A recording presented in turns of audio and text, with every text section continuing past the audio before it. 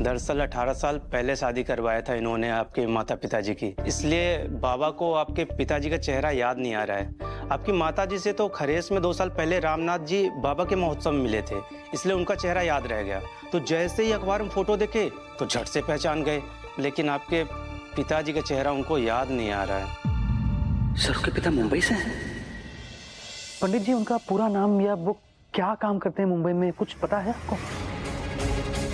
पंडित जी, आप कुछ भी बता पाएंगे तो हमें ढूंढने में आसानी होगी। शादी के समय का कुछ और।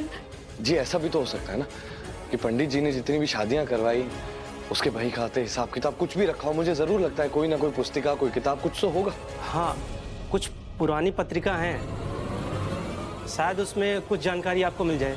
मैं पिताजी की पुरानी डायरी लेकर आता हूँ। अब सरू के पापा की असली पहचान पता चल जाएगी।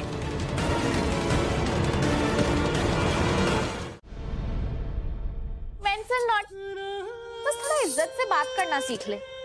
क्यों बुआ? What? बुआ? हाँ, तेरी नानी मेरी बुआ, यानी मेरे पापा की दूर की बहन। इतनी दूर की कि मेरे पापा पीछे रह गए और ये आगे आगे मुंबई आ गई। यानी इस लिहाज से तेरी माँ हुई मेरी उर्मिला जीजी और तू मेरी भांजी। क्यों ना? मासी हूँ मैं तेरी।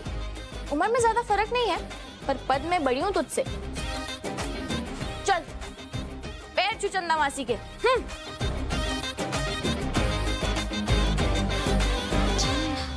What the hell?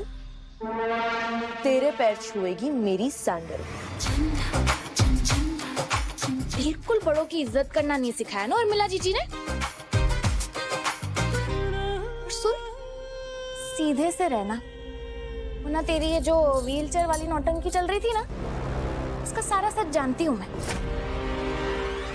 यकीन नहीं हो रहा है, पंडित जी ने इतनी शादियां करवाई हैं, इस उम्र में नजर इतनी कमजोर हो जाने के बाद भी उन्हें इतना कुछ याद है, जबकि मुझे तो अपनी खुद की शादी के पंडित जी भी याद नहीं है।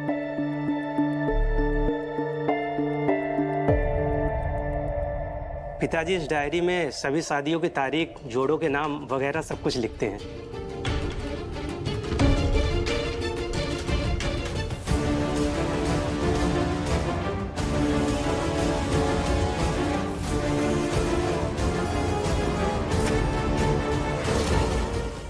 इसमें लिखावट तो मिटी हुई है। 18 साल से भी ज्यादा हो गए ना, स्याही धुंधली धुंधली सी हो रही है, कुछ नजर ना आ रहा है। माफ कीजिएगा, सुबह पिताजी पेपर में फोटो देखे तो जिद करने लगे कि फोन करो, और अब जब आप लोग आए हैं तो मैं कुछ आपकी मदद नहीं कर पा रहा हूँ। इस बात का मुझे भी दुख है। कोई बात नहीं। हे रामनाथ जी बाबा, इतना करीब आकर भी सच का पता ना चले। हमारे किस्मत में हमारे बाबा से मिलना लिखा भी है कि ना? मिलना कैसे नहीं लिखा है सरू? आज इतना तो पता चल गया ना कि तुम्हारे पापा मुंबई से और बड़े घर के हैं।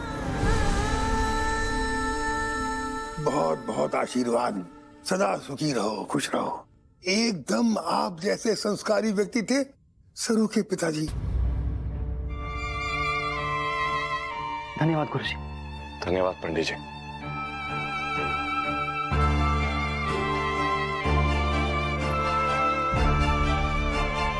अरे रुको,